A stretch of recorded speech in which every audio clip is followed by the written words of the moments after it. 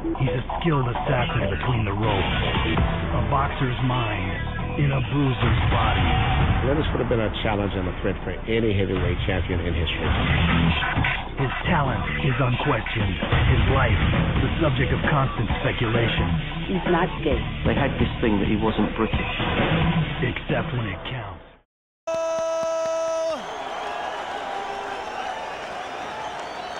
Introducing first, fighting out of the blue corner, wearing the black trimmed with red and weighing in at 227 pounds. He comes to us tonight from Jay, Oklahoma, and brings a professional record of 45 victories against only 2 defeats with 1 draw, and 39 of his victories are by way of knockout.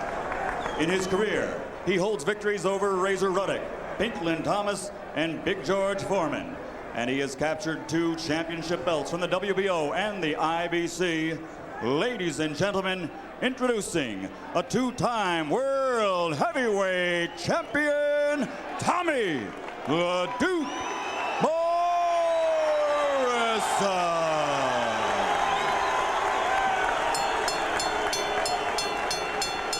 And his opponent across the ring, fighting out of the red corner. He's wearing black, trimmed with gold and red letters. He weighed in officially at 241 pounds. In 1988, he captured Olympic gold by defeating Riddick Bowe. And as a professional, he now has a record of 27 victories with only 1 defeat. And he has reigned as the world heavyweight title holder, a title he is on a mission to regain. Ladies and gentlemen, presenting from East London, England, the former heavyweight champion of the world, Lennox Lewis. Okay. All right. Tommy Morrison.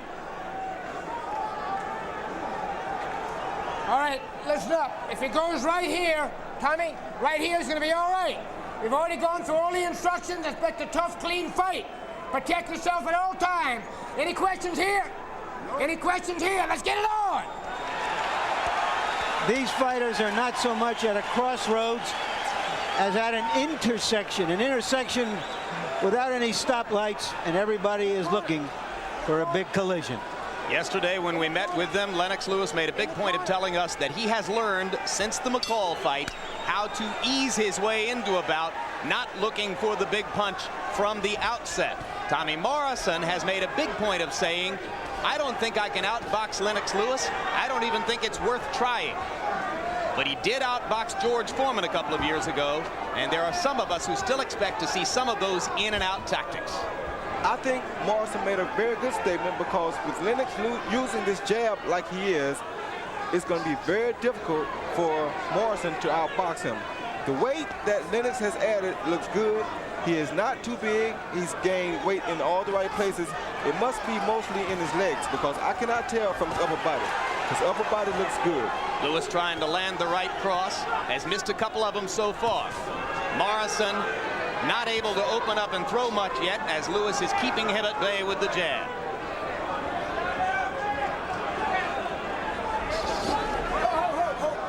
You look at the size and strength of Lennox Lewis in there, Roy Jones. He presents as formidable a picture as there is in the heavyweight division. Yes, he's a very intimidating picture just looking at him for a person like Morrison. What I've noticed early in this fight already, guys, is that Lewis's jab is much more authoritative than we're used to seeing it. He's usually pawing it out there. He's trying to put some steam behind it now. Yes, but he can't get lackadaisical with it and slow it down, because this is the best punch in boxing to counter a jab. Hard right hand by Tommy Morrison as he steps in and gets it across the top of Lewis's left shoulder. Which Morrison just tried to do.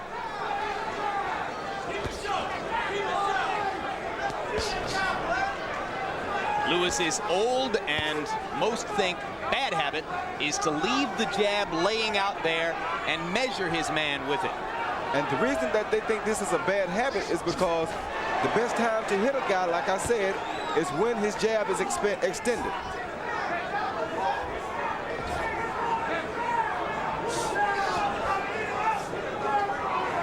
More than 2 minutes into the round. Tommy Morrison has landed 2 counter right hands against Lennox Lewis's jab, but Lewis's jab has dominated the action so far. Morrison's left was blocked against Lewis's arms. The right hand got through again. If I were in Lewis's corner, I would be telling him to throw the straight right to the body some.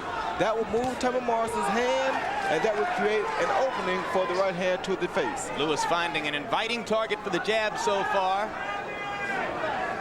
Has missed every time with the right hand, but Morrison is very aware of Lewis's right and flinches away from it when Lennox throws. Tommy has developed a small swelling under his right eye from that jab already.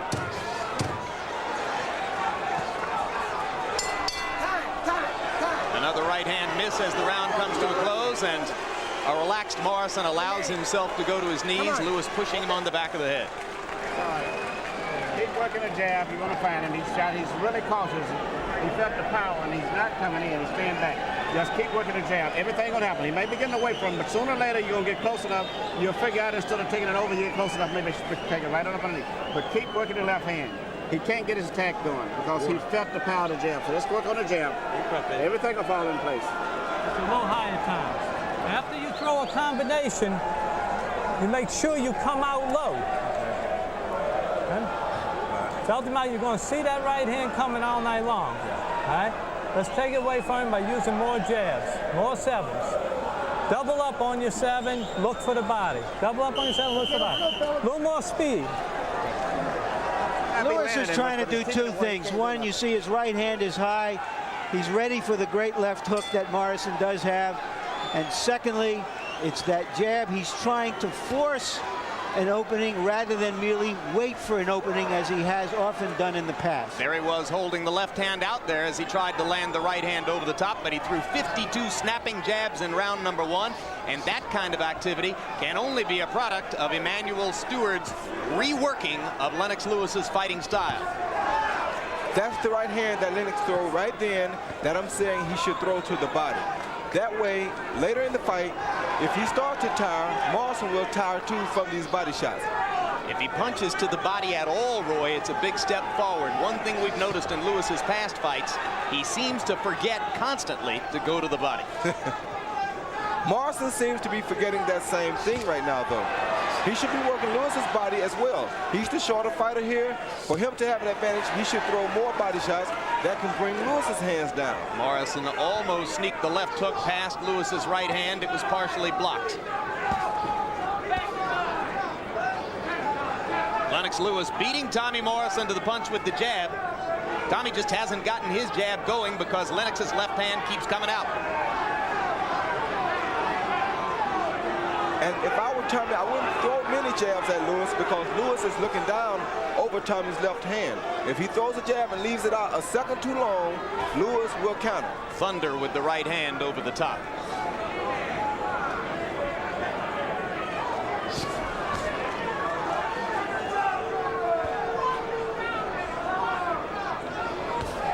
One thing I did like about Tommy is that in between the first and second round in the corner, Tommy was breathing, long stride, and there's a good body shot. Good body shot by Morrison, but he goes down, so score it a knockdown for Lewis. I thought it was a left hook. The fighters had their backs to us, so we couldn't tell. But if it was a very short left hook. Fascinating exchange because Morrison seemed to be doing damage to the body, and all of a sudden he was on the canvas. It was a counter left hook. Right between his combinations, his big punches, which is what I told you earlier about the big punches that he throws. That's what happens to Morrison. Lewis just misses with the right hand, and now there's blood at Tommy Morrison's right eye. So the little left hook from Lennox Lewis that put Morrison down has apparently also cut his eye. Both fighters more aggressive now. Morrison needs to move his head more. He's making himself a still target for Lewis. Lewis looking down can hit a still target much easier than Tommy can looking up. Both fighters need more head movement. Right now, Morrison is the one who needs it most. Round 2 coming to a close. There was a knockdown in the round for Lewis.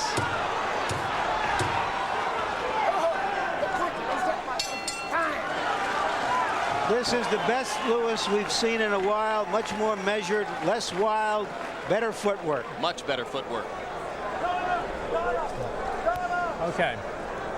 They call it a little left hook there. All right, no, listen to what I'm saying. We're letting him fight his fight here because we're at the end of his punches. Okay. All right, this round we got to pick up the pace. You got to start stalking. All right, let's check out and see that left hook that we thought was delivered inside. If it is, it's one of the most impressive punches we've ever seen Lewis land, although it just landed high on the head. But he wasn't even throwing those kinds of punches on most occasions before, looking to throw that short left hook. They get a little lower. One thing about the combination that enabled Morrison to be hit was that he threw a double right hand, which left the right side of the face wide open for too long of a period of time. In the corner. Lewis also has that right hand up around his head like a gate, trying to block Morrison's way in with it. There's another good left hook by Lennox Lewis, and as he goes right after the eye that he bloodied in the last round. The way he's throwing that hook is almost as though he's been watching some Roy Jones tapes or something. It's not that good, Roy.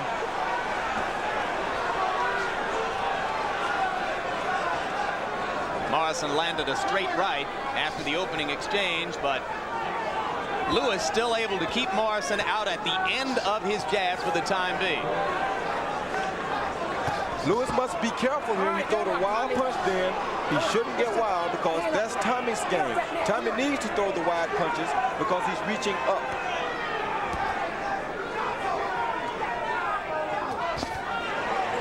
The knockdown, of course, marked the 11th time in the decade of the 90s that Tommy Morrison's been down. There's another good left hook for Lennox Lewis. And if Morrison keeps standing out there and letting Lennox dictate the pace, you can count for a 12th knockdown because he will go down again. It's crazy to stand out there on the end of a tall man's punches.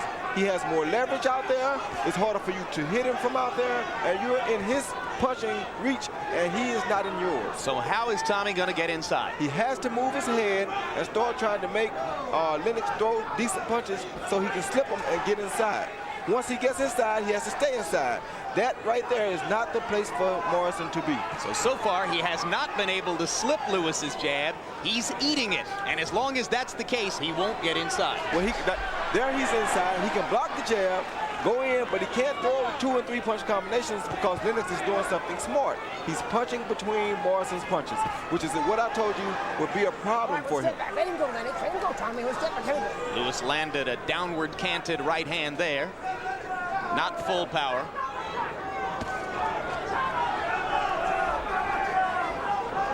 If I were Morrison, I would be content with that right there, getting one body shot at a time, hoping to tire Lennox in the later round.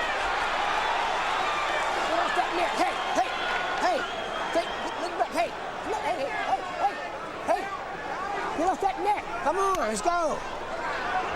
Mills Lane all the way here from Nevada tonight. If we get a chance later, we'll tell you exactly what's going on there.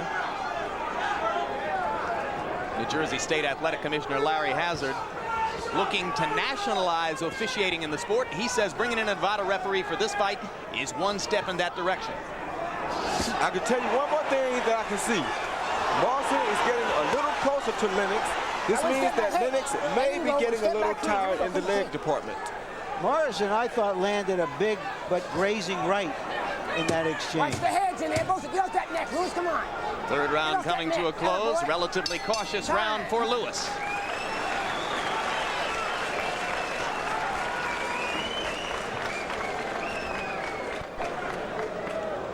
You know what you can do. I'm going to leave it up to you. If you want to, you could almost just walk him down and get right inside on him now because you got control of him inside. Walk him down if you want to with short shots and keep making him move back. Take the rest of his strength. You don't have to worry about no shots. You can walk him down and stay with short shots there and push him back all while you're punching. Because your punches are much shorter than his punches also.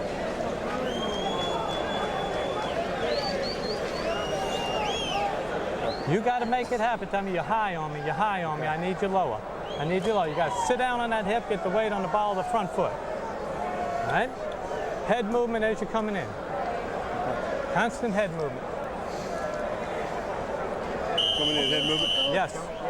Low hips, ball of the foot. That's the way. It's up to you. If you want to walk him down, just put your hands up tight and walk straight to him. He can't do shit. It's too much weight, too much strength. Break him down. Stewart's pretty confident in there, Roy. Yeah, but you never should underestimate a puncher such as Tommy Morrison. I wouldn't try to walk him down. I would sit there and box him just like Lennox is doing. Keep him off balance with the jab and just peck him until you set up a big shot.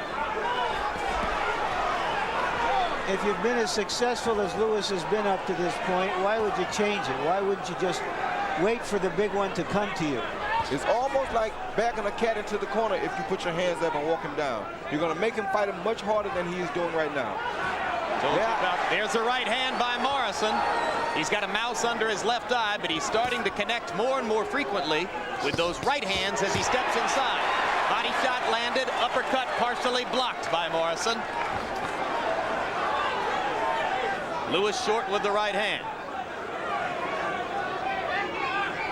Stands to reason that if Lewis listens to Stewart and elects to walk on in, he's going to give Morrison more opportunities. That's what I just said. It's almost going to be like backing a cat into a corner and making him have to fight. If you force Morrison to fight, you're going to get caught with some big, sharp punches because he throws powerful, sharp punches. Tommy taking punishment off the jab.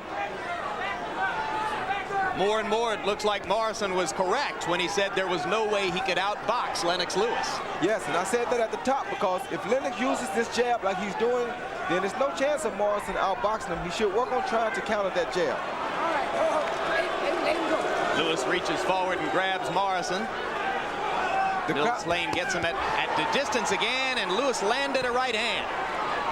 The crowd booed that move that Lennox made, but that was a smart move. Morrison had got just about in his own punching range, and Lennox was not in his punching range, so he grabbed him.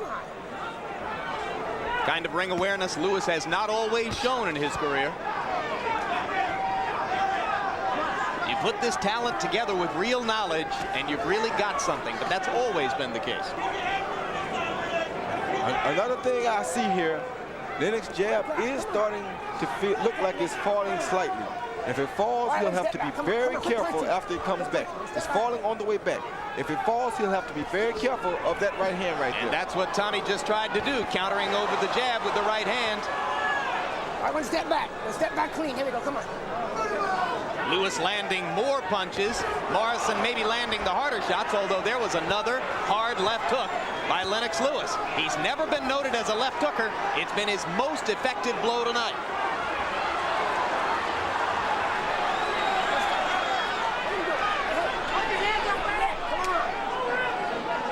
Blood from the right eye of Morrison again after that left hook by Lewis. Morrison stepping in with the right. And lands a chopping right as the round comes to a close. Coincidence. Morrison seems to tire automatically at the end of 4 rounds. His trainer, Tommy Vergitz, says to all intents and purposes, he's never won a 5th round in his career. And as the graphic showed you, his punch output normally goes way down in this stanza. It happened again earlier this summer against Razor Ruddock. Both of these fighters are very tired. The only thing is that Morrison is starting to swell, and it's going to start, his eyes are starting to swell, and this should start affecting his vision soon. So if he's going to make a move, he has to start making it now. Harold Letterman, how do you have it scored so far? Jim, 4 rounds to nothing, 40-35, Lennox Lewis. I gave Lennox all 4 rounds. Certainly he deserves an extra point in round 2 for the knockdown. Lennox has shown me a great left jab, real good defense. Tommy's not getting through, and I think Vergitz is killing Morrison with all that Vaseline. It's going in his eye, can't see the punches coming. And right now, Lewis is landing combinations at will. When Morrison comes forward, Lennox simply jabs and then drops the right hand over. He's been very effective in the first minute of this round. 2 things I see. One thing is that Morrison knows that the 5th round is not a good round for him. He's letting this mental thing get to him. The second thing is that Lennox is not hitting Morrison's body. If he touches body, he will knock him out. But Morrison is trying to fight Lewis the way he fought George Foreman, staying outside his range and then trying to fight and get inside in his own terms. But Lewis is just much faster than George, so he's having a real difficult time executing that plan. And not only that, if you stay out of Lennox's range and he has the longest arms, then that means you're that much further out of your own range. Morrison landed a left hook after Lewis's right hand, so both men did damage there. But Tommy Morrison is battered around both eyes and appears to be losing his vision as time goes on. Yes, but look at the facial expression. Morrison has almost an I give up facial expression. Lennox has an I'm about to take over now expression on his face. These things play a big role in a boxing ring, because when you see a guy with that I give look, it gives you more confidence, gives you energy sometimes that you don't even have to want to get him out. Under a minute in round number 4. Or check it, round number 5, I should say. As has been the pattern throughout his career, Morrison has been largely dominated in this 5th round by Lewis. All those punches were blocked by Lennox Lewis's arms. And there's a monumental uppercut. Morrison went to one knee. Lane calls it a knockdown, correctly so. Morrison knew it. He went immediately to the neutral corner, and that right eye's looking pretty bad. This fight is basically over. Like I told you before, Morrison has that I give up look on him. Lennox knows it. Lennox is just going to keep coming. Lennox has done his homework on Morrison. He knows every combination that Morrison throws, and they're the same. So he cannot hit Lennox. Round 5 ends. Lennox Lewis, to this moment in the fight, has looked better than at any time in his career since Halloween night 1992, when he clocked Ruddock in the 2nd round. How's your eye? Come on. I got this one. I got the left one. All right. Give him a round, Doc. Give him a round. Yeah, we're going to give him a round. We just want to see how bad it is. Okay. Tommy, listen to what I'm going to tell you now. You have got to take him into a war this round. Right? There's no more. We're not going to win by points on this. You got to get low. You got to stalk him. You got to take him into a war.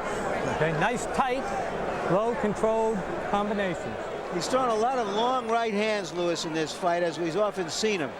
But it's that short one that Tommy Morrison didn't see that put him down.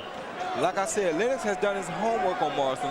He's using some of Morrison's own combinations on him. That's Morrison's favorite combination that he dropped him with just then. Tommy Virgin, take some of this grease off. Morrison's trainer, sounds like he might stop the fight himself unless Morrison can do some serious damage in this round. Yes, he asked the doctor to give him one more round when the doctor wasn't even thinking of it at that point. Yes, but he can sense the urgency on Morrison's face. Morrison has basically almost given up in this fight. He wants to go out and see can he land a big shot now. Oh, that's a terrific right-hand shot by Lewis. That landed flush on Morrison's chin. Very flush. But Morrison just wants a chance to try for one more knockout. Then I think he knows that he's basically outclassed by Lewis. He'll make a statement here anytime. In pleading his own case, you might have heard Morrison say to the doctor, I've still got my left hook. By way of saying, listen, don't stop this thing too fast. I'm dangerous. But the left hook has not been a factor so far. Down goes Morrison again, and this is becoming a blowout. Morrison is too concerned about his eye. He's letting his eye take him out of the fight.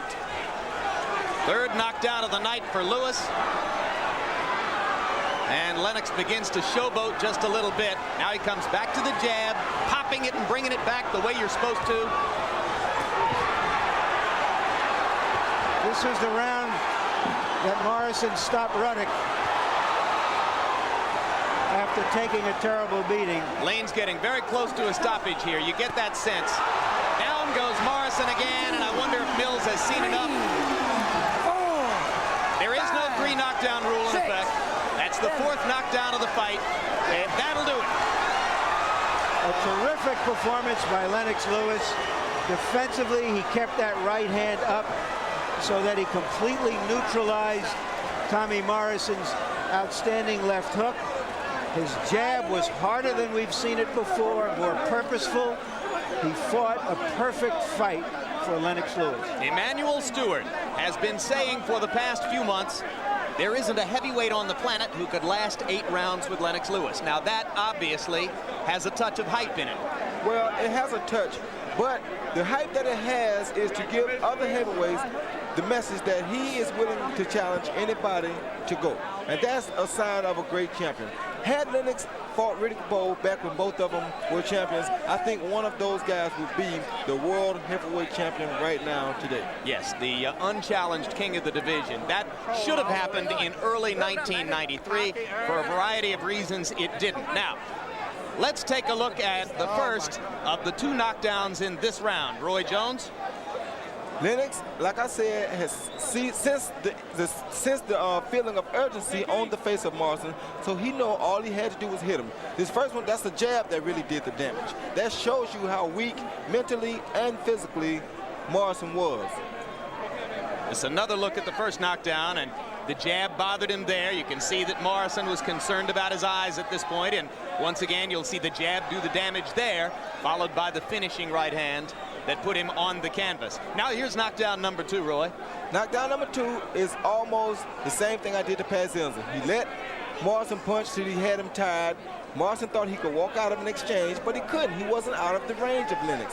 Because Lennox got closer to him, he was used to backing up and being out of range. But see right there, he wasn't out of range. And how effective was that left hook tonight? Aside from one damaging left hook against Bruno in Cardiff a couple of years ago, Lennox has never been known for that punch, but he landed a dozen good left hooks in this fight. Like I told you, I can tell somebody watching the Roy Jones video. Somebody somewhere has been watching some Roy Jones tapes.